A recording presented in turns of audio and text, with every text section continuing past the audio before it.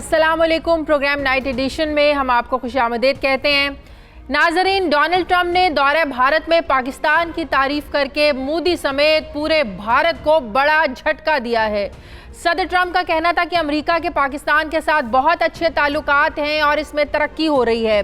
Washington कशीदगी में कमी, वसी इस्तेहकाम और जनूबी एशिया की तमाम अक़वाम के लिए बेहतर मुस्तकबिल के लिए पुरुमीद है। अगर ट्रंप के दौरे को सियासी लिहाज से देखें तो इससे दोनों ममालिक के बजाय दोनों शख्सियतों यानी ट्रंप और मोदी का ज़्यादा फ़ायदा नज़र आता है।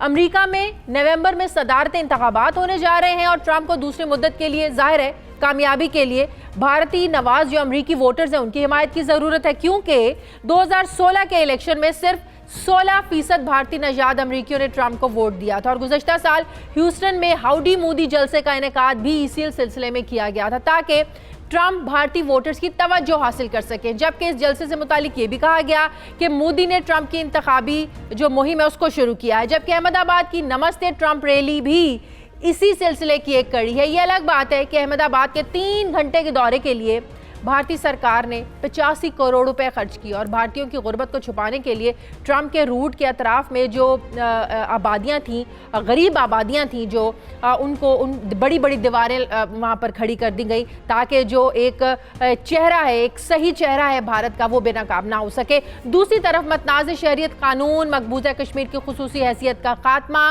भारत में अक़लियतों के साथ बढ़ता गैर इंसानी सलूक और इस सब के खिलाफ अवाम का बढ़ता गम गुस्सा है जिसने एहतजाज की शक्ल इख्तियार कर रखी है। शहर शहर मोदी के खिलाफ मुजाहरे हो रहे हैं और दिल्ली के रियासती इंतखाबात में जैसा कि हम सब जानते हैं बीजेपी की शर्मनाक जो शिकस्त है ये भी जो है ना अभी ज़्यादा पुरानी नहीं है। इस सब के बावजूद अगर अमरीकी सदर भारत में अक़लियतों पर होने वाले मजालिम के खिलाफ नहीं बोलते तो ये लावा खुद भारत की सलामती के खिलाफ यकीनन एक दिन ज़रूर फटेगा। बज़ाहिर तो ये दोनों शख्सियात दुनिया को यही बता रही हैं कि वो बेहतरीन दोस्त हैं। जैसा कि ट्रंप ने अपनी आमद से चंद रोज़ पहले ये कहा था कि भारत हमारे साथ अच्छा सलूक नहीं करता, लेकिन मैं वज़ीर आज़म मोदी को बहुत पसंद करता हूँ। दोनों एक दूसरे को ज़बरदस्ती गले भी लगाते हैं, गर्म जोशी से मुसाफिया भी करते हैं और ये बावर कराने की कोशिश करते हैं कि वो दोस्त हैं। लेकिन ये भी हकीकत कि बैनुल अक़वामी बिरादरी में दोस्ती से कहीं ज़्यादा मफादात अहम होते हैं। अगर ऐसा ना होता तो ट्रंप अपने दोस्त की दावत पर भारत के यौम जमहूरियत की तकरीब में बतौर मेहमान खुसूसी ज़रूर शिरकत करते, लेकिन उन्होंने ऐसा नहीं किया और अमेरिका के जो मफादात हैं उनको मुकद्दम रखा। क्या अहमियत है इस दौरे की और ख़ास कर जो भारतीय ज़मीन पर प्रेसिडेंट ट्रंप ने पाकिस्तान की तारीफ़ की है, इसकी कितनी अहमियत है, मैं बात करूँगी। मुझे ज्वाइन किया है दिफाई तज्ज़ियाकार शाहिद लतीफ़ साहब ने। अस्सलामुअलैकुम, बहुत बहुत शुक्रिया शाहिद लतीफ़ साहब आपका। शाहिद लतीफ़ साहब, सबसे पहले इसी पर मैं आपका कमेंट लेना चाहूँगी कि भारतीय ज़मीन पर जिस तरीके से प्रेसिडेंट ट्रंप ने पाकिस्तान की तारीफ़ की है ये कितनी अहम है, या आप समझते हैं कि पाकिस्तान की जो पिछले 17 महीनों की खारजा पॉलिसियाँ है उसका नतीजा है? देखिए, मैं ये समझता हूँ ये बड़ा नादर मौका है पाकिस्तान के लिए, मगर इस तारीफ को सिर्फ तारीफ समझते हुए हमें कोई कामयाबी के नारे नहीं लगाने चाहिए। कहीं ये ना हो कि हमारे प्राइम मिनिस्टर भी जब अमेरिका का दौरा करके आए थे तो उन्होंने कहा कि लगता है कि मैं तो वर्ल्ड कप जीत आया हूँ, उसका नतीजा कुछ नहीं निकला। वो सालसी की बात प्रेसिडेंट ट्रंप ने क्या की कि उसके बाद नतीजा 0 निकला। एक सिर्फ ये कहकर ये कमेंट दे के टाल दिया गया कि मैं तो सालसी करना चाहता हूँ मगर मोदी जो सरकार है वो नहीं मानती, तो हमें तो नतीजा ना मिला। लिहाजा मैं ये समझता हूँ कि पाकिस्तान को एक मैच्योरिटी का सबूत देना चाहिए और ख़ासकर जब आपके हाथ में कुछ कार्ड्स हैं, इन कार्ड्स को खेलने का वक्त आ गया है। जबकि आप ये जो तारीफ सुन रहे हैं पाकिस्तान की, ये अब एक ज़रूरत बन गई है अमरीकी हुकूमत के लिए और ख़ासकर प्रेसिडेंट ट्रंप के लिए, क्योंकि दुनिया का कोना कोना जो है वो पाकिस्तान के हक में बात कर रहा है। अक़वाम मुत्तहिदा के जो जनरल सेक्रेटरी आए, उनकी ज़ुबान और उनका लहजा और उनके जो रिमार्क्स थे वो देखें। अभी यानी चंद दिन हुए हैं वो यहाँ से होकर गए, वो पाकिस्तान की भरपूर तरीके से तारीफ कर रहे थे। वो पाकिस्तान का जो रोल है इस खत्ते में और ख़ासकर सलामती के सिलसिले में उसकी बड़ी बड़ी खुलकर उन्होंने तारीफ की और दहशतगर्दी के ख़िलाफ़ पाकिस्तान की कोशिशों को उन्होंने भरपूर तरीके से सराहा। यूरोपियन यूनियन देख लें, वहाँ पे करारदादें पास हो रही हैं। यूके में देख लें, वहाँ पे करारदादें पास हो रही हैं। अमेरिकन जो इस वक्त ट्रेंड है वो देख लें कि जगह जगह वो पाकिस्तान के हक में और दहशतगर्दी के खिलाफ नारे लगते हैं। अक़वाम मुत्तहिदा की जो वो काउंसिल है इंसानी हुकूक वाली, उसने तो कई बयान दिए हैं। लिहाजा जब जगह जगह इस तरह हो तो प्रेसिडेंट ट्रंप भारत में कश्मीर का जिक्र करके अपने मेजबान को नाराज करेंगे, आपको लगता था वो जिक्र करेंगे? ये जिक्र बिल्कुल इसकी तवक्को नहीं थी।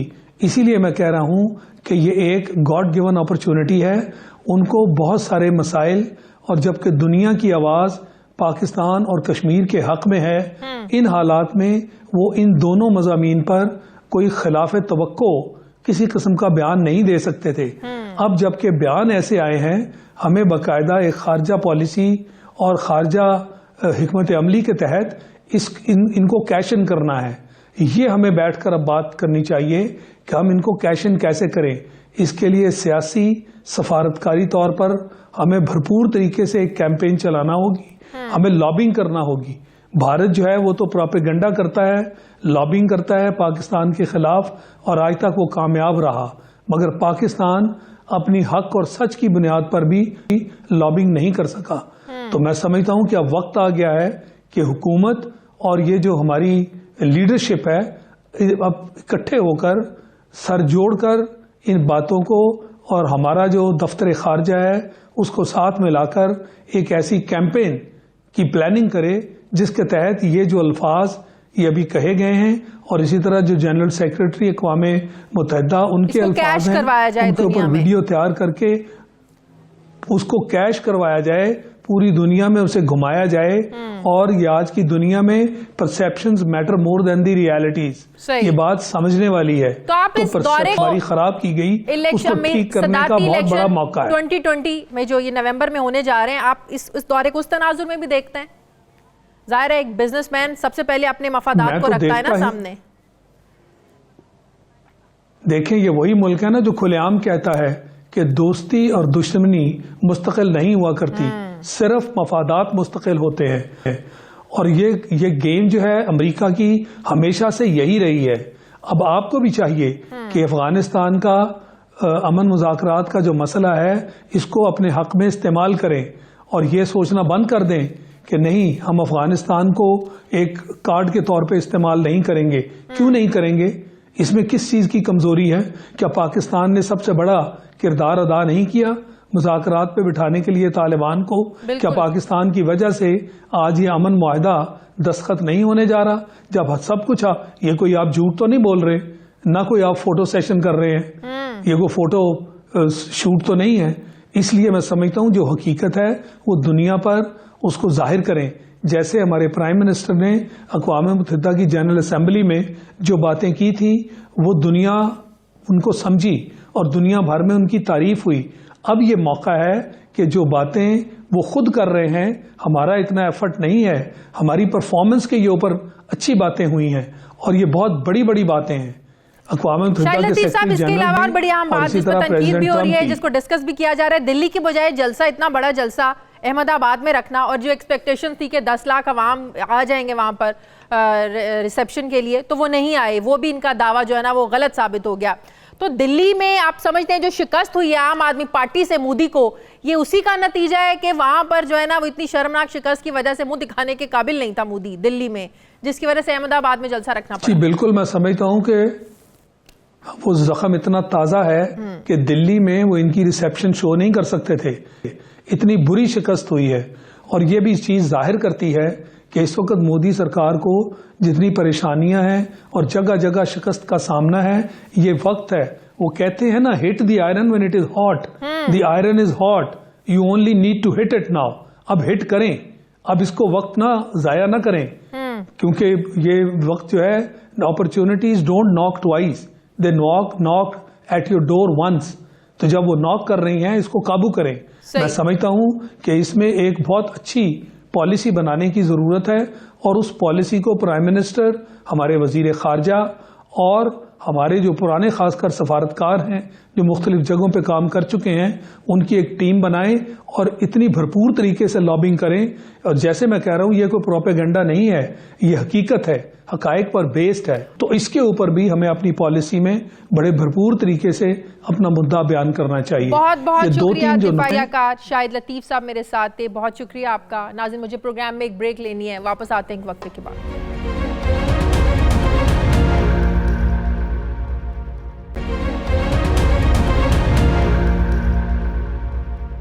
नाज़रीन, कतर में अफगान तालिबान के तर्जुमान सुहेल शाहीन ने कहा है कि अमन मुआहदे के बाद अफगान सरजमीन अमरीका समेत किसी भी मुल्क के खिलाफ इस्तेमाल नहीं होगी, जबकि अमरीका अफगानिस्तान से अपनी अफवाज के इनखला को यकीनी बनाएगा। उन्होंने अफ्रीकैन के दरमियान एतमाद साजी की फ़ज़ा कायम करने पर ख़ास तौर पर जोर दिया है।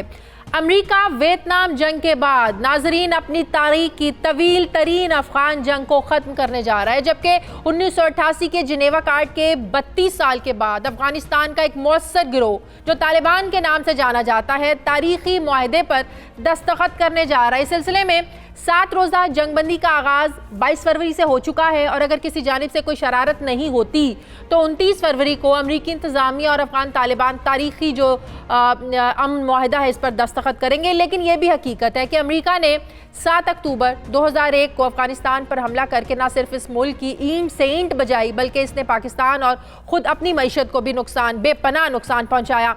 9/11 के वाक़े के फौरी बाद अमरीकी सदर जॉर्ज डब्ल्यू बुश ने अफगानिस्तान पर चढ़ाई की, फिर बराक ओबामा ने अपने पेशरो सदर की पॉलिसियों को जारी रखा, तहम डोनाल्ड ट्रंप के दौर में सूरत हाल तब्दील हुई। दिसंबर 2018 में जिस मुज़ाकराती अमल का आगाज़ हुआ वो अब अपने मंतकी अंजाम के करीब है। अमरीका गुज़श्ता 19 सालों से अफगानिस्तान को फतह करने के एक नाकाम मिशन पर है और अमरीका इस जंग में अपने 2500 फौजी हलाक और 20,500 जख्मी करवा चुका है। ये जो पीस प्रोसेस होने जा रहा है इससे क्या वाकई इस खित्ते में अमन कायम हो जाएगा? जब से अशरफ गनी सदर बने हैं इन 6 सालों में 45,000 सिक्योरिटी एहलकार जो हैं वो जान से गए।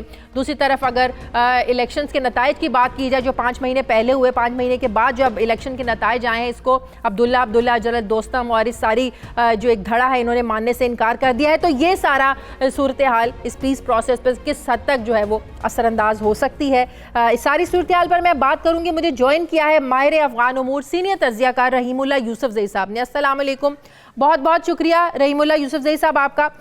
सबसे पहला सवाल मैं यही पूछना चाहूँगी आपसे, जो इत्तलात आ रही हैं कि जो एक अमन मुआहदा होने जा रहा है, प्रेसिडेंट ट्रंप ने भी कहा है कि जो 7 रोज़ा जंग बंदी का एक जो मुआहदा है इस पर अगर अमल करते हैं तालिबान तो वो इन 8-10 रोज़ के बाद इस मुआहदे पर दस्तखत कर देंगे।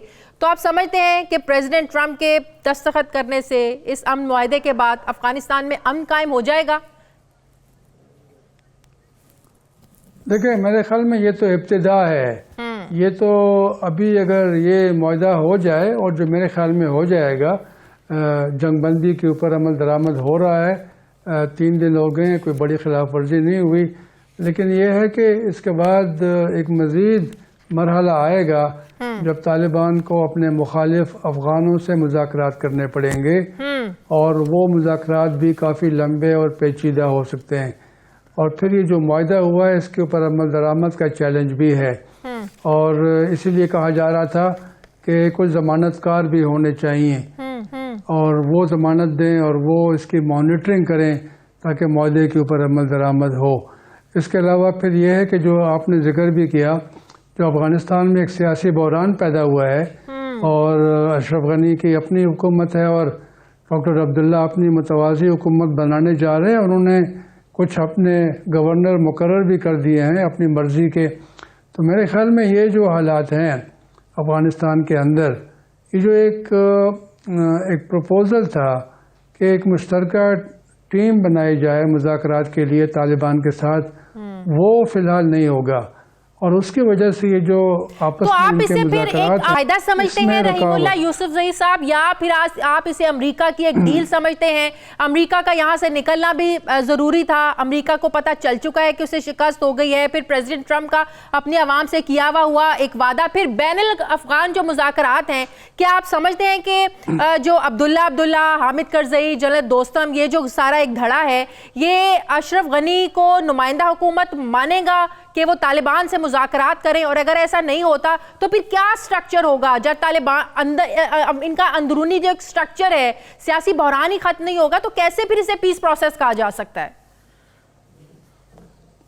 जी देखें, इसको हम अमन मुआहदा कह सकते हैं, लेकिन ये असल में गैर मुल्की फ़ौज का इनखला है और तालिबान की तरफ से ये ज़मानत है कि अफ़गानिस्तान की सरज़मीन किसी मुल्क के ख़िलाफ़ इस्तेमाल नहीं होगी। लेकिन इसका मतलब ये है कि जो इलाका तालिबान के कब्ज़े में है, तकरीबन 50%, वहाँ से गैर मुल्कों के ऊपर हमले नहीं होंगे, जिस तरह कहा जा रहा है कि 9/11 का हमला अलकायदा ने अफ़गानिस्तान की सरज़मीन से किया था। लेकिन ये है कि ये जो आपने जो कई चीज़ें का जिक्र किया, तो ये जो आपस के इनके इख्तलाफात हैं, इक़्तिदार की जो जंग है, इंतखाबात के नताइज के ऊपर जो तनाज़ा खड़ा हो गया है, और हमेशा से 8-9 दफ़ा इंतखाबात हुए अफ़गानिस्तान में तालिबान की हुकूमत के ख़ात्मे के बाद 2001 में, और हर बार धांधली का इल्ज़ामात लगाया गया, चाहे वो पार्लियामेंट के हों चाहे वो सदारती हों। तो मेरे ख्याल में वहाँ तो जमहूरियत जो है बहुत ही नई है और कमज़ोर है, और वहाँ तो ऐसे में जब मुआहदा होने जा रहा है, 5 महीने पहले वहां पर इलेक्शंस होते हैं और 5 महीने बाद ऐसे मौके पर नताइज का ऐलान करना जिसको माना भी नहीं जा रहा, तो क्या ये जानबूझकर मुतासिर होने की एक कोशिश है, इसको खराब करने की कोशिश है इस डील को? लेकिन तालिबान तो यही कह रहे हैं कि ये एक साजिश है और ये कोशिश है कि अमन की बातचीत आगे न बढ़े। लेकिन ये है कि वाकई ये टाइमिंग बड़ी अजीब व गरीब है। पहले कर देते ताकि मामलात तय हो जाते या बाद में करते, लेकिन अब ये कहा जा रहा है जो अशरफ गनी के हामी हैं कि वो बस अफगानिस्तान के मुंतखब सदर हैं और वही फैसला करेंगे, वही बातचीत करेंगे। लेकिन ये है कि इसको फिर बाकी लोग नहीं मानेंगे। ये एक नेशनल रिकन्सिलिएशन होनी चाहिए। सारे जो अफगान हैं जो मुख्तलिफ दलों में बटे हुए हैं, जिनकी हमदर्दियाँ मुख्तलिफ मुल्कों के साथ हैं, जो गैर मुल्की मुदाखलत भी हो रही है, इन सब को मिल कर ये मसला हल करना है। इनको अपने अवाम का ख्याल करना है और अफगानिस्तान को पुरअमन बनाना है। अच्छा रहीमुल्लाह यूसुफ, आप भी जानते हैं तालिबान एक ऐसा फैक्टर है जिन्हें दुनिया की बड़ी ताकतें अपने अपने मफादात के लिए इस्तेमाल करती रही हैं। अब अमेरिका जब ये भी कहता है कि वो तालिबान से अमन मुआहदा करके दीगर जो इंतहा पसंद तंजीमें हैं जैसे दाइश है उससे भी वो निपटना चाहते हैं, तो क्या ये समझा जाए कि तालिबान का जो एक फैक्टर था वो अब खत्म हो चुका, उसकी जगह अब जो दाइश है जिससे अमेरिका अब निपटना चाहता है, और अब दाइश की मौजूदगी को जवाज बनाकर अब ये मजीद फौजी भी यहाँ रखेंगे, और शायद अमेरिका चाहता नहीं है इस खित्ते से निकलना, इसीलिए वो कह रहे हैं कि अब तालिबान नहीं, अब हम दाइश से निपटना चाहते हैं। देखिए, पहली बात तो ये है कि जो मुआहदा होना जा रहा है, तालिबान का ये मुतालबा था कि सारी गैर मुल्की फौज निकलेगी वरना मुआहदा नहीं होगा। मुआहदे की तफसील तो नहीं है, लेकिन ये कहा जा रहा है कि शायद कोई 14 महीने में गैर मुल्की फ़ौज निकल जाएगी। 13,000 इनमें अमरीकी हैं और कोई 17,000 जो उनके नेटो के रुकन ममालिक हैं उनकी फ़ौज है। तो अगर वाकई ये निकल गए तो फिर तो ज़ाहिर है एक जो बड़ा इशू था वो हल हो जाएगा। लेकिन ये है कि तालिबान से तो सुलह हो जाएगी, बाकी जो वहाँ पे ग्रोह हैं, और अशरफ गनी कहते हैं कि तकरीबन 20 से ज़्यादा वहाँ पे इस तरह के दहशतगर्द तंजीमें हैं जो अफ़गानिस्तान में मौजूद हैं, लेकिन इनमें से अक्सर बहुत छोटी छोटी हैं। अलबत्ता ये कोई शरारत हो सके एक मसला है, इस प्रोसेस को ख़राब करने की कोई कार्रवाई हो सकती है इन ग्रोहों की? बिल्कुल, देखें जी, बिल्कुल, ये जो नॉन स्टेट एक्टर्स हैं, जो गैर रियासती ग्रोह हैं, वो तो इसके खिलाफ है मुज़ाकरात के। दाइश है, अलकायदा है, पाकिस्तानी तालिबान है, बाकी भी तंजीमें हैं, तो वो तो नहीं चाहेंगे कि वहाँ पर अमन कायम हो। इसके अलावा वॉरलॉर्ड्स हैं, जंगजू सरदार हैं जिनके लिए जंग एक कारोबार बन गया है, वो भी नहीं चाहेंगे। अफगान हुकूमत में ऐसे लोग हैं जो तालिबान से मुफाहमत के ख़िलाफ़ हैं, तो काफ़ी स्पॉयलर्स होंगे। इंडिया का रोल भी बड़ा ही जो है वो गैर यकीनी है, और वो भी तालिबान के साथ मुफाहमत के हक़ में नहीं थे, तो वो भी इसमें ज़ाहिर है उनके लोग भी हैं अफ़गानिस्तान के, उनके फेवरेट्स हैं, उनके ज़रिए भी वो इस मुआहदे को नाकाम बनाने की कोशिश करेंगे। सही। अच्छा रहीमुल्लाह यूसुफ से आखिरी सवाल, जब अक्टूबर 2001 में अमरीकियों ने अफगानिस्तान पर हमला किया था तो यकीनन अमरीकियों के वहमो गुमान में भी नहीं होगा कि इतनी बुरी शिकस्त से उन्हें दो चार होना पड़ेगा और शिकस्त खा के उन्हें यहाँ से निकलने पर जो है ना वो मजबूर हो जाएंगे, और ऐसा ही हो रहा है। आपको क्या लगता है कौन सा फैक्टर इस वक्त अमेरिका में लोगों के लिए अहम है? जो सदारती इंतखाबात होने जा रहे हैं, क्या ये फैक्टर अहम होगा कि अमेरिका को शिकस्त हुई है इतने सालों के बाद भी, या फिर ट्रंप का वो किया हुआ वादा कि हम 2020 के इलेक्शन से पहले वहां से निकल जाएंगे? आपको क्या लगता है लोग किसको सपोर्ट करेंगे? शिकस्त की तरफ देखते हुए ट्रंप को रद्द कर देंगे, रिजेक्ट कर देंगे, या ट्रंप के किया हुआ जो वादा वो पूरा करने जा रहे हैं उसको वेलकम करेंगे? देखिए, ट्रंप तो इसको इस तरह पेश कर रहे हैं ना कि मैंने अपना एक वादा पूरा कर दिया है, अपनी फौज को बुला लिया है और एक मुआहदे के तहत हमारी वापसी हुई है। वो इसको शिकस्त की शक्ल नहीं दे रहे। वो कह रहे हैं कि हमने अफगानिस्तान में अमन कायम कर दिया है, तालिबान से मुआहदा हो गया है। मेरे ख्याल में ये लोग तो समझते हैं ना कि ये शिकस्त है। एक सुपर पावर जो है वो 19 साल में फौजी कामयाबी हासिल नहीं कर सकी, और ये अकेले भी नहीं थे, इनके साथ सारे नेटो के फौज भी थे। बिल्कुल। तो चाहे वो माने या ना माने, लेकिन ये अमेरिका की नाकामी है। तालिबान को भी मुकम्मल कामयाबी हासिल नहीं हुई, लेकिन उन्होंने इतने अरसे जंग की और फिर अमेरिका को मजबूर किया कि उनसे बातचीत करे और वो अपनी फौज को निकाले। अब ये है कि अफगानिस्तान के हालात जो हैं वो आगे जाकर ख़राब भी हो सकते हैं, तो फिर अमेरिका तो अपने हाथ तो जो है खींच लेगा, लेकिन जो खित्ते के ममालिक हैं, ख़ासतौर पर पाकिस्तान, हमारे लिए मसाइल पैदा होंगे। पहले भी जब रूसी फौज निकल गई और अमेरिका ने अपना हाथ खींच लिया तो पाकिस्तान के ऊपर बोझ पड़ा। अफगान महाजरीन भी वापस नहीं गए और असलहा और मंशियात भी पाकिस्तान आती रही और पाकिस्तान के मसाइल बढ़ते गए। सही। बहुत बहुत सीनियर तज्जियाकार माहिर अफगान उमूर रहीमुल्लाह यूसुफ ज़ई साहब मेरे साथ है, बहुत शुक्रिया आपका। नाज़रीन, मुझे प्रोग्राम में एक ब्रेक लेनी है, वापस आते हैं छोटे से वक्फे के बाद।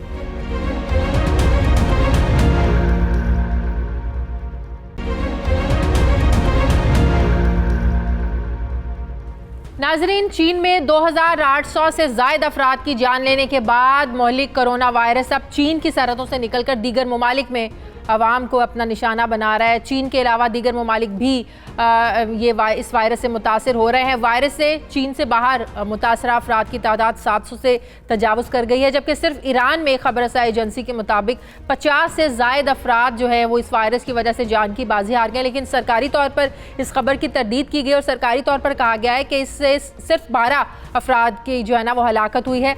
ईरान से ये वायरस मशरिक़ वस्ता और दीगर खलीजी जो रियासतें हैं उनमें मुंतकिल हो चुका है। कुवैत के सरकारी खबरसां इदारे के मुताबिक कुवैत में एक सऊदी शहरी समेत 3 अफराद इस कोरोना वायरस से मुतासर हुए हैं। ये अफराद ईरान से वापस आए थे। इसी तरह बहरीन की खबरसां एजेंसी के मुताबिक बहरीन में भी वायरस का एक केस सामने आया है और ये बहरीन का शहरी है, ये भी ईरान से वापस आया था। जबकि अफगानिस्तान में भी कोरोना वायरस का पहला केस सामने आ चुका है। और फिर इस सूरत हाल के पेश नज़र पाकिस्तान, अफगानिस्तान, टर्की और आर्मेनिया ने ईरान के साथ अपनी सरहदों को बंद कर दिया है, जबकि ईरान के 14 सूबों में स्कूल्स को, जामियात और जो सकाफती मराकिज़ हैं उनको भी बंद कर दिया गया है। लेकिन ये सूरत हाल पाकिस्तान के लिए लम्हा फ़िक्रिया है, क्योंकि चीन, अफगानिस्तान और ईरान के साथ पाकिस्तान की तवील सरहदें हैं और ये वो ममालिक हैं जहाँ से रोज़ाना की बुनियाद पर लोगों की जो आमदोरफ्त है इसका सिलसिला जारी रहता है।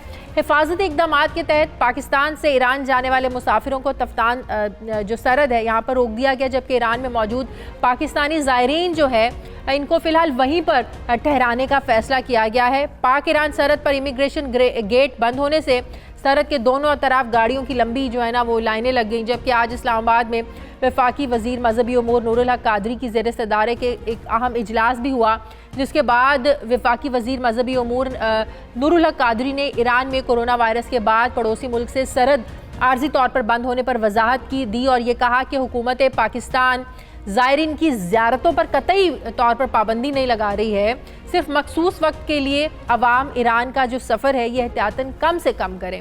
लेकिन चीन की सरहदों से निकलने के बाद ये वायरस क्या पूरी दुनिया के लिए वबाले जान बन चुका है। चीन ने अपने वसाइल के इस्तेमाल से इस पर काबू पाने की भरपूर कोशिश की है, लेकिन ईरान और जो दीगर ममालिक है ये कैसे इस मोहलिक वायरस से निपट सकेंगे। जबकि पूरी दुनिया में अभी तक इसकी वैक्सीन ही नहीं है और इन ममालिक के पास तो इस वायरस से निपटने के लिए कोई प्रॉपर किट्स भी नहीं है और इस सूरत हाल पाकिस्तान के लिए किस हद तक जो है ये ख़तरनाक हो सकती है, मैं बात करूंगी। वज़ीर सेहत पंजाब डॉक्टर यास्मीन राशिद साहिबा ने मुझे ज्वाइन किया।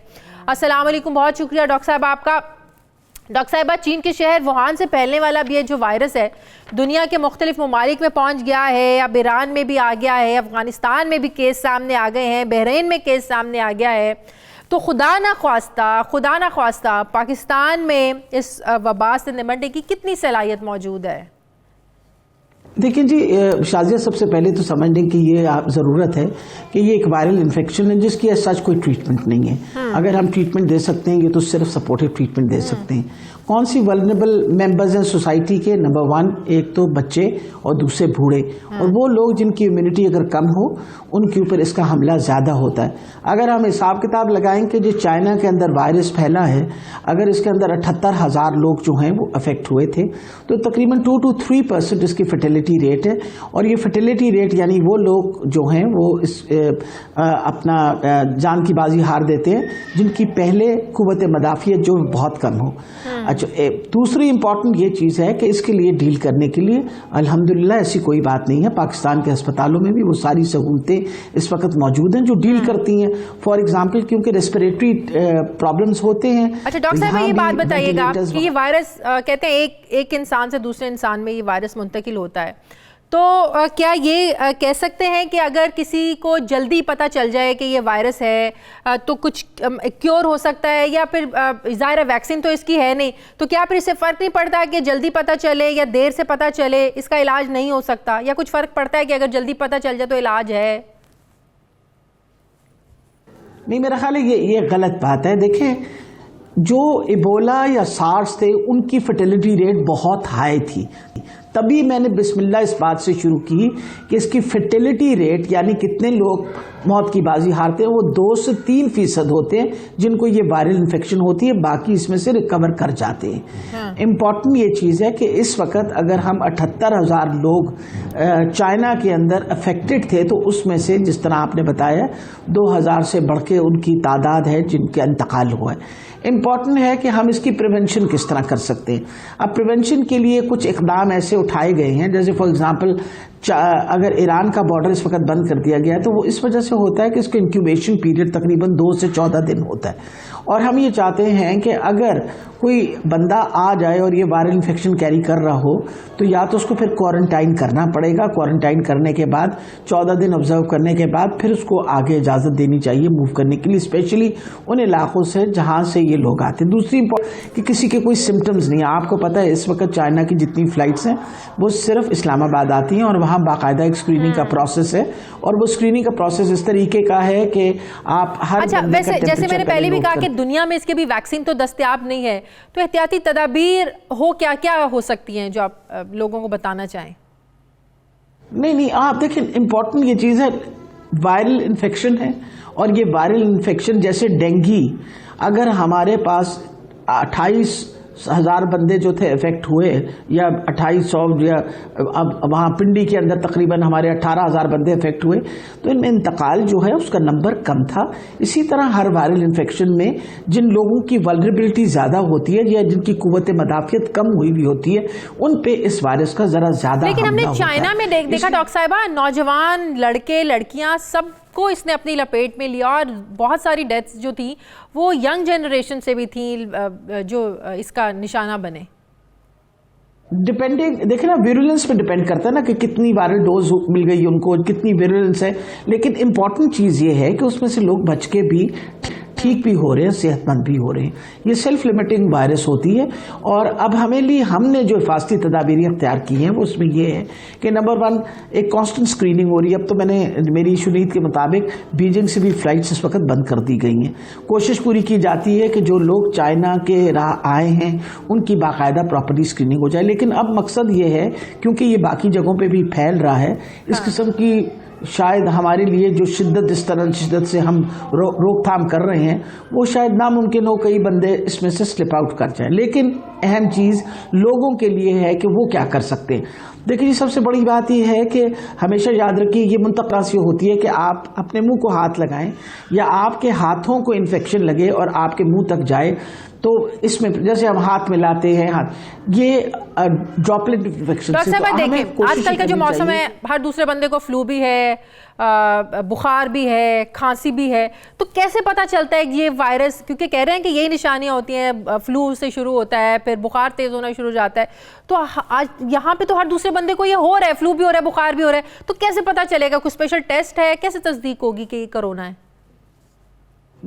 अलामात तो देखिए ना, यू कैन नॉट, अगर एक बंदे को high temperature, high grade fever हो रहा है और साथ उसको चेस्ट के भी प्रॉब्लम, सांस लेने के भी प्रॉब्लम हो रहे हैं, तो फिर उन लोगों के लिए नेचुरली फिर उसके बाद तो you will have to look into it. लेकिन अभी तक अल्हम्दुलिल्लाह इस वक्त अभी तक पाकिस्तान में कोई केस नोट नहीं हुआ। जो हमारे पास 21-22 बंदे ऐसे जो मशकूक थे, उनका बाकायदा टेस्ट हुआ कोरोना वायरस का और अल्हम्दुलिल्लाह वो क्लियर निकले, they were suffering from normal flu. इसके अलावा ये भी मैं बताती चली जाऊँ कि इस तशखीस का टेस्ट जो है इस वक्त हमने पंजाब में भी अपनी, हमारी जो लैबोरेटरीज हैं उनके अंदर, पंजाब के अंदर भी हमने ये सहूलत ले ली है। इस वजह से हॉस्पिटल सपोर्ट का ताल्लुक है, मैं आपको तसल्ली से बतानी चाह रही हूँ, हम लोगों ने ऑलरेडी अपने हॉस्पिटल पंजाब के अंदर 4 हॉस्पिटल जहाँ एयरपोर्ट्स हैं, जैसे मुल्तान है, रावलपिंडी है, सियालकोट है, लाहौर है, या हॉस्पिटल्स को हमने बाकायदा नोटिफाई किया हुआ है जहाँ हमने बंदोबस्त हाई डिपेंडेंसी यूनिट्स का कर रखा है। तो इसका मतलब अस्पतालों में डेस्क स्पेशली इंफॉर्मेशन के लिए बनाए गए हैं, स्पेशली आप लोगों ने अरेंजमेंट किया हुआ है हॉस्पिटल्स में? नहीं जी, एवरीथिंग इज देयर, हर चीज की तैयारी है और इसके अंदर फेडरल गवर्नमेंट और प्रोविंशियल गवर्नमेंट सारी इकट्ठे मिलकर काम कर रही हैं और हम हर किस्म की जो SOPs आते हैं उनको हम बाकायदा फॉलो करते हैं। रेगुलर मीटिंग्स हम कोरोना वायरस पे रखते हैं, उस पर हम रोजमर्रा की जो भी सामने हमारी सिचुएशन आ रही होती है उसको बाकायदा ऑब्जर्व करते हैं। इस वक्त हमारे प्राइमरी सेकेंडरी हेल्थ केयर के अंदर कोरोना वायरस के ऊपर एक बाकायदा सर्विलेंस का सेंटर बना रखा है, जो पिछले दिनों चीफ मिनिस्टर साहब ने भी आके देखा। बहुत बहुत शुक्रिया, बहुत बहुत शुक्रिया डॉक्टर यास्मीन राशिद साहिबा मेरे साथ ही, बहुत शुक्रिया आपका। मुझे प्रोग्राम में एक ब्रेक लेने, नाज़रीन वापस आते हैं वक्फे के बाद।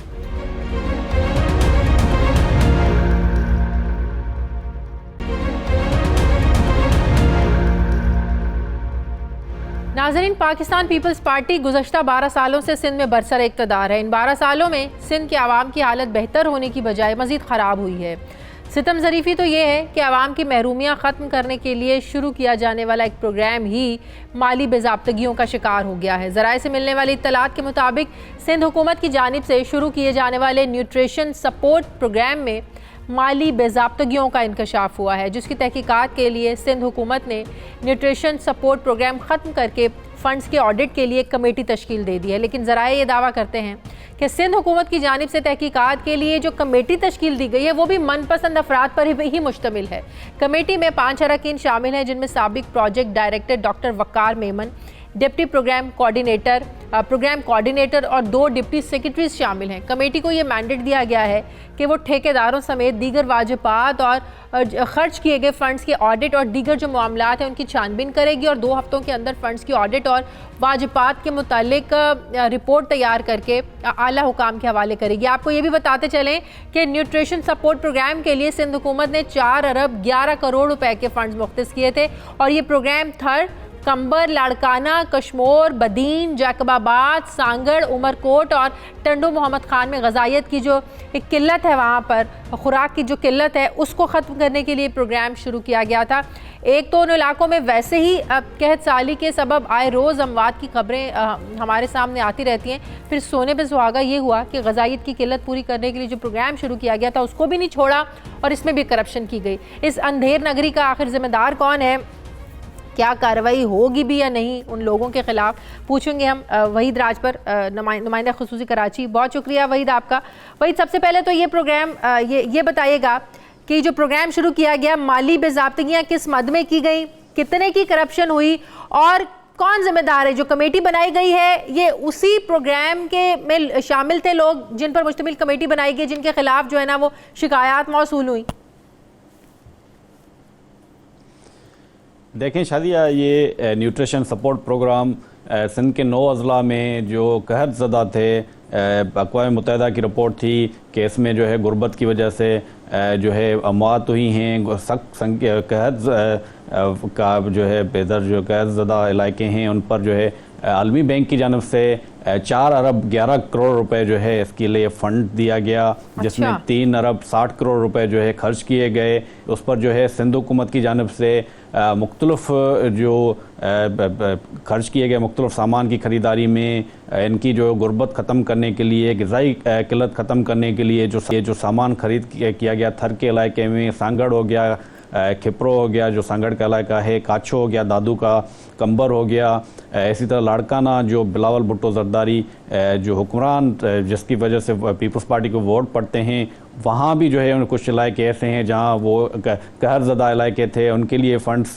इनको जो है आलमी बैंक की जानब से दिए गए प्रोग्राम के लिए। लेकिन इसमें जो है देखें शाजिया, अभी जो है इस पर मुख्तलिफ किस्म के इल्ज़ामात लगे थे। चीफ सेक्रेटरी सिंध की जानब से खुद जो है इसको प्रोग्राम को नाकाम करार दिया गया था। थर के जो विज़िट हुआ किया था चीफ सेक्रेटरी सिंध की जानब से मुमताज़ अली शाह की जानब से, उसको जो है नाकाम करार दिया गया था, इंक्वायरी का हुक्म दिया था। लेकिन इसमें जो है बासर अफसरान जो है उसमें मुलविस हैं जिनको मुसलसल बचाने की कोशिश की जा रही है। मुसलसल जो है इस पर जो दबाव डाला जा रहा है जो हकाम है सिंध हुकूमत के कि इस पर जो है इंक्वायरी नहीं करवाई जाए। लेकिन अब जो है आलमी इदारे की इसमें जो फंडिंग है, जो प्रेशर है, एक सवालिया निशान बन गया ना वहीद। तो मुझे ये बताइएगा, इसमें इसी प्रोजेक्ट में जो कमेटी बनाई गई है जिसमें साबिक प्रोजेक्ट डायरेक्टर हैं डॉक्टर वकार मेमन, डिप्टी प्रोग्राम कोऑर्डिनेटर हैं, 2 डिप्टी सेक्रेटरीज शामिल हैं, ये सब इस प्रोजेक्ट का हिस्सा थे ना, जिसकी माली बेज़ाब्तगियों की खबर आप सामने लेकर आए, तो इन्हीं पर मुश्तमिल कमेटी बना दी गई, ये क्या मजाक है? देखें, मनपसंद अफसरान को जो बचाने के लिए मनपसंद कमेटी तश्कील दी गई है, जैसे सिफारशात इनके जो है हक में जो है तैयार की जा सकें। 2 हफ्तों में जो है ये इनको रिपोर्ट देनी है, देखते हैं। लेकिन मनपसंद कमेटी जो ज़राया में बता रहे हैं कि है ही मनपसंद कमेटी, तो सिफारशात क्या देंगी? इस पर जो है कोई एंटी करप्शन के अकाम को शामिल करना चाहिए था। CM इंस्पेक्शन टीम है, उसमें अच्छे अफसरान, अच्छी शोहरत के अफसरान जो है वो तैनात हैं, उनको जो इसमें शामिल करना चाहिए था। उनकी सरबराही में कमेटी तश्कील देनी चाहिए थी ताकि जो है जो इसके ज़िम्मेदार हैं उनके खिलाफ कोई सिफारशात होती, कोई एक्शन होता, स्पेशल जो है ऑडिट उनसे करवाई जाती, जो लायबिलिटीज़ क्रिएट की गई हैं जो प्रोग्राम के लिए ठेकेदारों के कि जो है ना वो साफ और शफाफ इन्वेस्टिगेशन हो सकती है, तहकीकात हो सकती हैं न्यूट्रल सतह पर। बहुत बहुत शुक्रिया वहीद राज पर आपका। नाज़रीन, हमारे आज के प्रोग्राम का एडिटोरियल। नाज़रीन, अगर तो कोई ये समझता है या कोई कहता है कि हुकूमत सोई हुई है और किसी बात पर एक्शन नहीं लेती, तो वो अपनी राय बदल ले, क्योंकि कम से कम पाकपतन वाक़े पर हुकूमत जिस तेज़ी से हरकत में आई है, इसने बहुत सौ को हैरान कर दिया है कि किस तरह खातून अव्वल बुशरा बीबी को मुबैना तौर पर प्रोटोकॉल ना देने पर महकमा औकाफ के अमले और पुलिस एहलकारों को तब्दील किया गया। और ये तादाद 5-10 नहीं है बल्कि 175 के करीब है, जिसमें जोनल मैनेजर औकाफ पाकपतन राना तारिक अली और डिस्ट्रिक्ट मैनेजर औकाफ जीशान नसीम भी शामिल हैं, जिन्हें OSD बनाया गया है। बताया जाता है कि वज़ीर-ए-आज़म इमरान खान की अहलिया खातून अव्वल बुशरा बेगम जुमेरात को किसी प्रोटोकॉल के बगैर दरगाह बाबा फरीदुद्दीन गंजशकर रहमतुल्लाह अलैह पर हाज़िरी देने के लिए आई। उस दौरान उन्होंने नूरी दरवाजे के बाहर हाज़िरी दी और ज़ाती सिक्योरिटी एहलकारों को लेकर बहिश्ती दरवाजे के दलान में जाने के लिए जंगला नुमा दरवाजे के बाहर खड़ी हो गई, क्योंकि जंगले को ताला लगा हुआ था। खातून अव्वल की सिक्योरिटी पर मामूर ख़वातीन एहलकारों ने नूरी दरवाजे के बाहर मौजूद औकाफ एहलकार को हिफाजती जंगले का ताला खोलने के लिए कहा, लेकिन उसने दरवाज़ा खोलने से इनकार कर दिया, जिस पर फिर मामला बिगड़ा और फिर यहीं से तब्दीली की हकीकी लहर चली और आनन फानन तबादले कर दिए गए। मुआविन खुसूसी फिरदौस आशिक अवान का इस वाक़े पर यह कहना है कि खातून अव्वल पाकिस्तान का वक़ार हैं और हर किसी को ओहदे के लिहाज से प्रोटोकॉल और इज़्ज़त मिलनी चाहिए। मुआविन खुसूसी बराए इत्तलात ने ठीक कहा, लेकिन जिस तरीके से ये तबादले किए गए इस पर तो सवालात उठाए जा रहे हैं। दूसरी तरफ तर्जुमान महकमा औकाफ पंजाब ने कहा है कि तमाम तबादले रूटीन के तहत किए गए हैं, लेकिन अगर हम माजी का जायज़ा लें तो बुशरा बीबी से जुड़ी बाज़ ऐसी शख्सियात थीं जिनको लेकर मुबैना तौर पर DPO पाकपतन और DCO गुजरांवाला का तबादले करवाए जाने की ये बातें भी जो है ना वो सबके सामने थी। इसके अलावा एक शख्स को चीफ सेक्रेटरी बलूचिस्तान भी तैनात किया गया है। इसलिए कहना कि पाकपतन के हालिया वाक़े के बाद तबादलों की जो लहर आई है वो रूटीन का ये सारा मैटर है, अकल मानने को तैयार नहीं है। अब देखना यह है कि वज़ीर-ए-आज़म साहब इस मामले को देखेंगे ज़ाती तौर पर कि नहीं देखेंगे। यकीनन उनको देखना चाहिए और शाह से ज़्यादा जो शाह के वफ़ादार हैं इनको यकीनन लगाम डालने की ज़रूरत है। नाज़रीन, ये था हमारा आज का प्रोग्राम के लिए आप हमें फ़ीडबैक ज़रूर दीजिएगा। अपना ख्याल रखिएगा, मुझे इजाज़त दीजिए। मेरी आपसे मुलाकात होगी कल। अल्लाह हाफ़िज़।